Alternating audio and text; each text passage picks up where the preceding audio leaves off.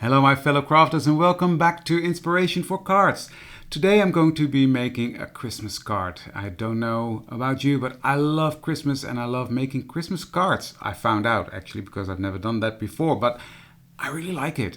And I'm starting off the Christmas season with quite a simple card on my channel for Christmas, which is this one.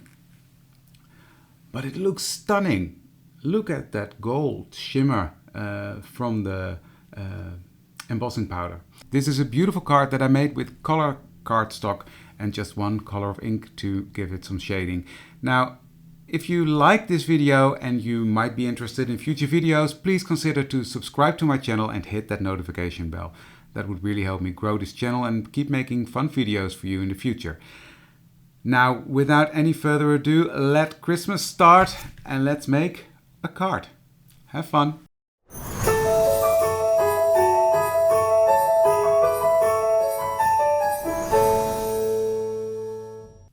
So let's dive in. For the whole month of November I have planned to do a Christmas series. 2 times a week I will post the making of a Christmas card. So this is the first one. Here you will see all the supplies that I'm using for this video, and as you could see it's linked down below in the description box to go to my blog to find out all the products that I used.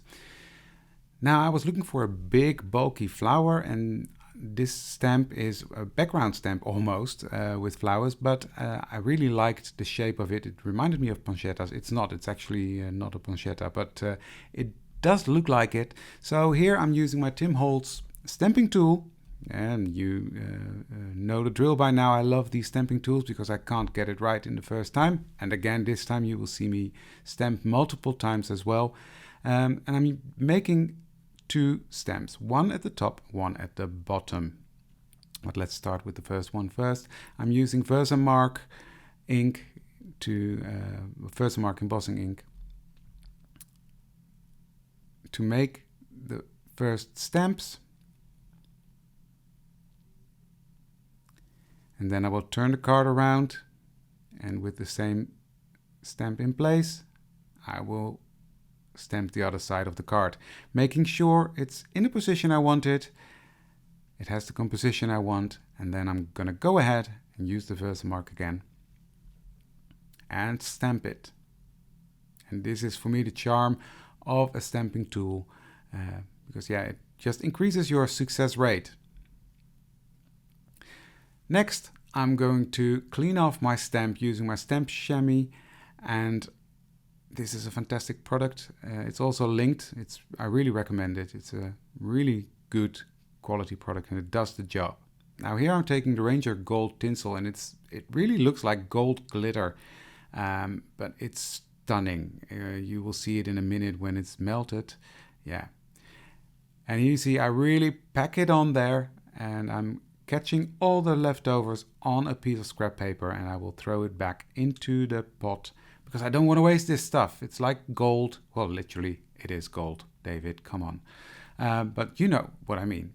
Now with my Sizzix heat tool, I will go ahead and melt this embossing powder. And one of the great tips that I had from a video I think I watched from Simon Hurley, that he said if you have this really glittery embossing powders, start heating from the back, so then it already starts to adhere to the paper. That's what I did here, and it actually works really well. You don't blow away the glitter anymore.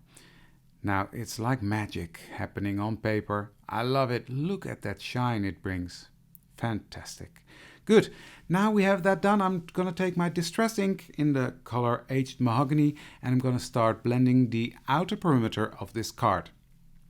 And because the embossing powder is melted, it's turned into a sort of a plastic, and that's why the ink will not adhere to the card there. So the gold will stay bright gold. And you will see at the end I will rub it off, but I will come back to that. So now I'm just blending on the outer perimeter, making sort of a darker halo around the center and keep it light in the center. And this is actually all the ink blending that's involved in this card. It's very simple, but it's a stunning technique, I think. It's so impactful because of that bright gold glittery goodness that is on that paper. I love it. I love glitter, just so you know. And I think you might see more glitter in the next month while I'm doing this series, just because it's allowed now. It's allowed. It's Christmas. So, well, it's not Christmas yet, but we're getting there. And then we're allowed to use glitter. Actually, I use glitter the whole year long, but now I have an excuse.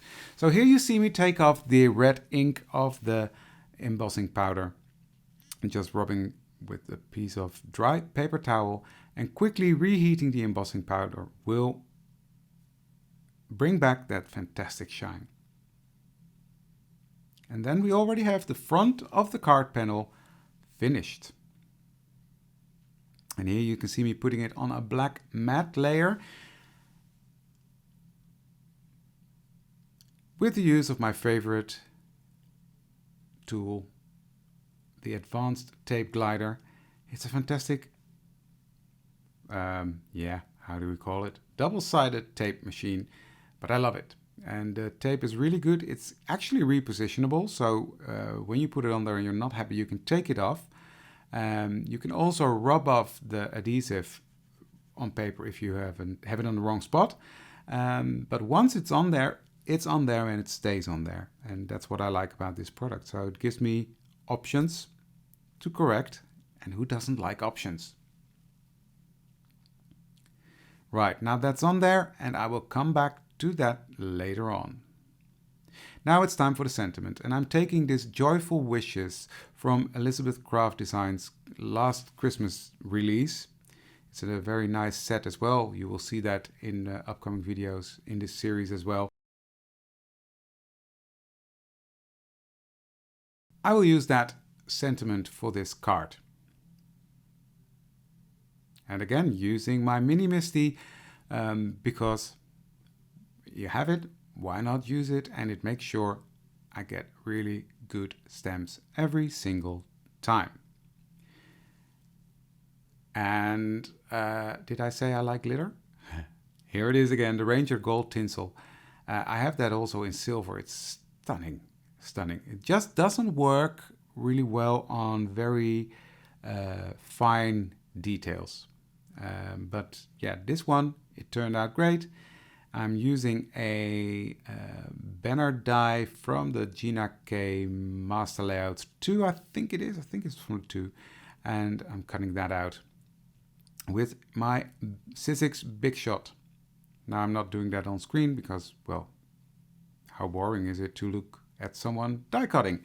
So, cut that out. So that's all ready to be assembled.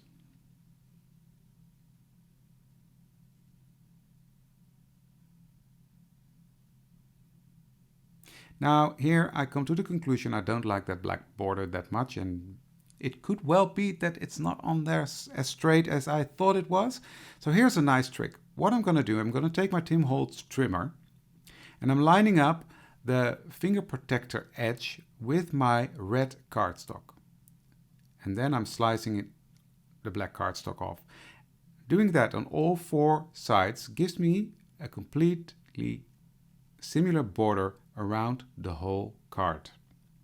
So lining up with the finger protector on the trimmer gives you the same edge around your card.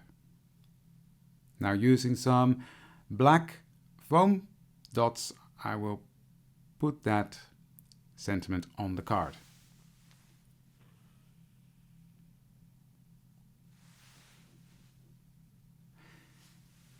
But first I will put the black matte layer on my card base using this 3M foam tape. Fantastic stuff. It sticks like crazy, but when it's on there, it's on there. Here I'm standing up actually to look over my camera to make sure that it's straight on there, because this stuff, if you put it on there and it's not in the correct spot, bad luck, you can start over again. But in this case, I think I managed to put it on there. Now for the sentiment, I always put a bit of glue dots on these foam tapes, and it's a bit double, but doing it like this, make sure that I have some wiggle room to make sure the sentiment is on there straight where I want it, and I can still move it around a bit before I really commit and press it down. And here already is the finished card. I hope you like it. I absolutely love that gold shine. If you like it, please subscribe to my channel and hit that notification bell so you will be notified for future videos. Thank you for watching this one, and I hope to see you again for the next one. Thank you. Bye.